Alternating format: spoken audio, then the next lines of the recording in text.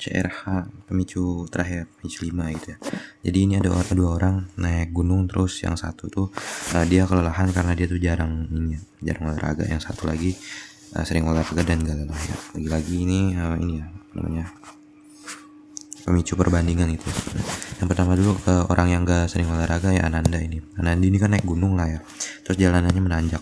Nah semakin tinggi tempat itu kan kadar oksigennya tuh semakin turun gitu ya, itu ya gampangnya kayak gitu, sehingga tekanan parsial yang masuk ke tubuh dia tuh yang ditukarkan di alveolus dan juga kapiler darah tuh menurun gitu, sehingga nanti darahnya tuh kekurangan oksigen dan terjadi hipoksia. Nah, hipoksia ini nanti dia tuh bakal mengaktifasi kemoreseptor perifer. Ya, kemoreseptor perifer ini yang letaknya di arcus aorta dan sinus karotid ini bakal teraktivasi kalau hipoksia atau penambahan H+.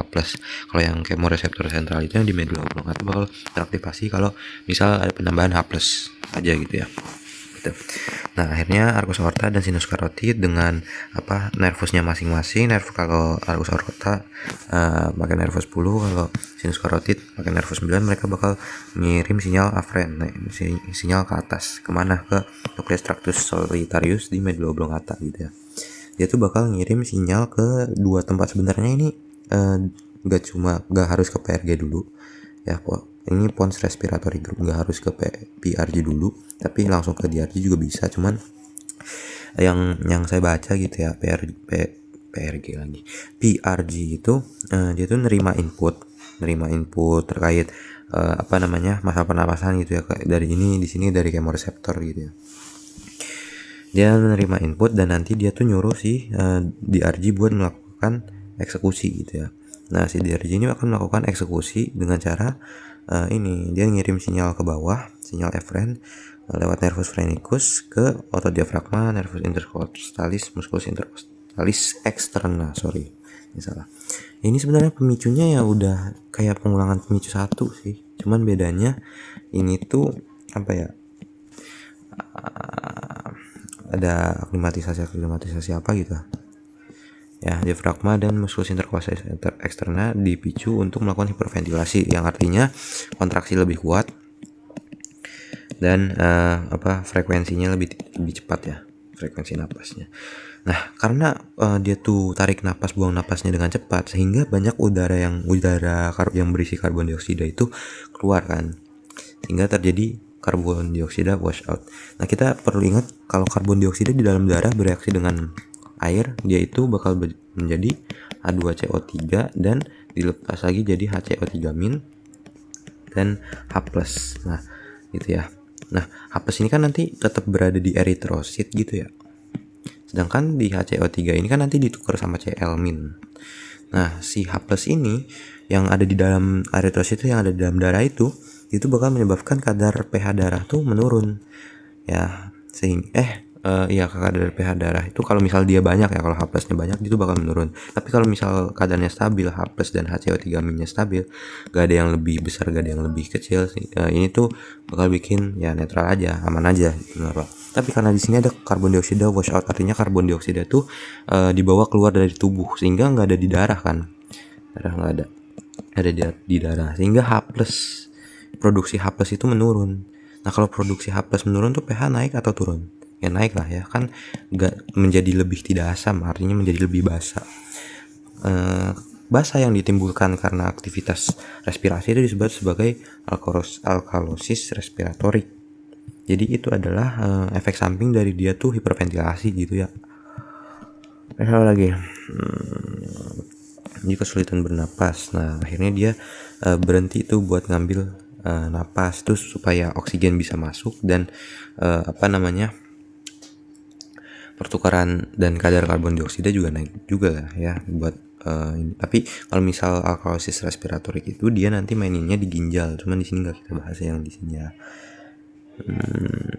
Kalau sebentar ada yang ini enggak. Kalau terjadi alkalosis respiratorik itu bahayanya apa? Dia tuh bakal menyebabkan ikatan antara Hb dan oksigen itu menjadi lebih susah dilepas koreksi kalau salah ya. Menurut kurva disosiasi hemoglobin dan oksigen tuh Kalau dia tuh semakin asam itu kan ke kanan ya. Dan kalau ke kanan itu dia menyebabkan lebih susah dilepas gitu ya ikatan HBO2-nya, sehingga nanti sel-sel atau jaringan yang butuh oksigen juga ya gak dapat oksigen gak sih kalau misal dia nggak dapat HBO2 gitu. Terus apa lagi? Oh iya, ya udah. Nah, terus abis itu hipoksia, dia tuh dideteksikan hemoreseptornya, masukin impuls aferen juga ngirim ke hipotalamus nih. Hipotalamus tuh mendeteksi nih ya, mendeteksi kadar HB, kadar apa namanya, oksigen, gitu kan. Hipotalamusnya ini mendapat sinyal impuls aferen dari kemoreseptor yang ada di darah, di pembuluh darah, sehingga menyebabkan aktivasi simpatis ya. Aktivasi simpatisnya itu dengan cara dia mengirim ini dong, medula adrenal dong, asetilkolen ke medula adrenal, dan medula adrenal itu ngeluarin norepinefrin gitu ya. Nah, norepinefrin ini nanti kita ke arterial yang jari-jari dulu deh. Oh enggak, sebelum ke jantung. Norepinefrin kan seperti biasa ya berikatan dengan beta 1 adrenergic. Kalau beta 1 adrenergic berarti di jantung ya. Jantung kita udah tahu kan ada di nodus SA dan juga ada di myokardium ya kan.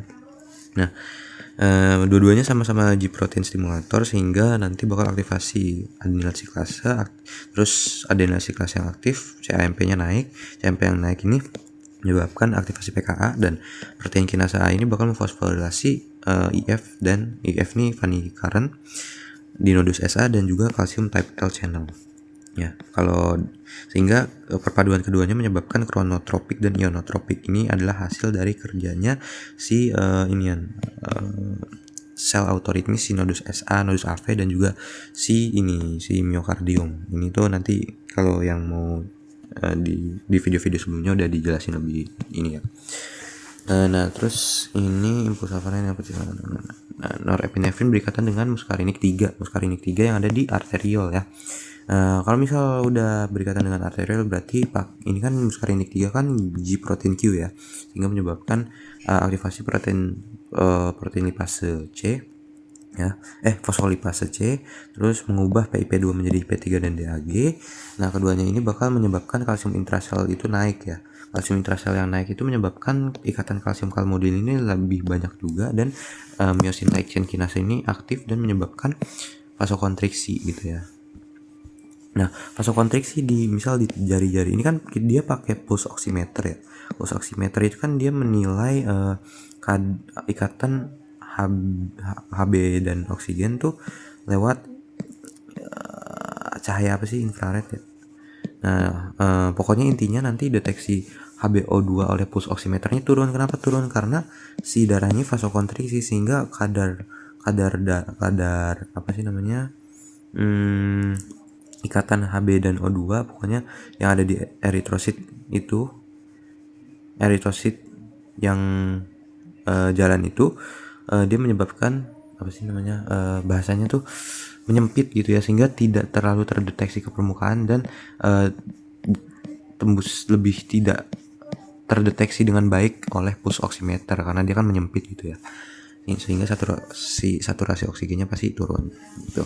Oke, si Ananda udah ya. Nah, sekarang Aji ini udah sering olahraga ya. Aji udah sering olahraga, kontraksi otot-otot kaki gitu ya. Dia panjat tebing apa naik gunung gitu.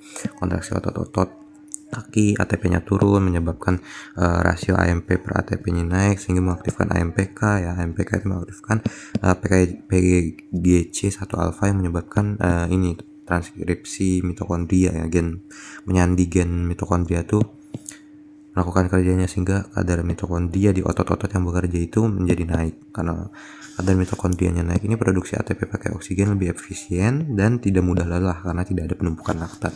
Kenapa tidak ada penumpukan laktat? Karena tidak beralih ke glikolisis anaerobik gitu ya.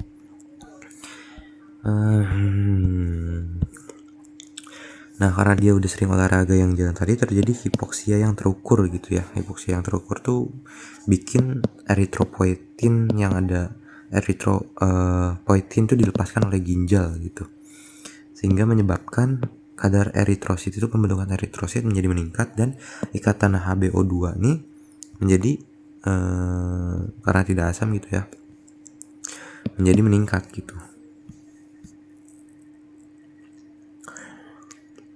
Nah, lalu desensitasi kemoreseptor. Ya, di video sebelumnya juga ada desensitasi kemoreseptor, simulasi pusat pernapasannya jadi lebih turun sehingga washout CO2-nya lebih turun dan pH darahnya jadi lebih stabil. Nah, karena pH-nya itu tidak asam, tidak basa, stabil sehingga ikatan HbO2 ini ya tidak terganggu gitu ya.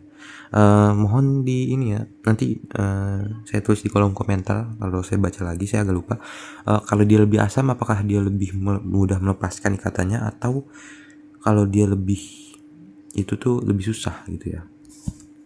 Kayaknya lebih susah sih ininya kalau misal asam gitu, tapi nggak tahu. Ya udah, ntar dicek ya. 10.40, 10.41, 10.42, 10.43, 10.4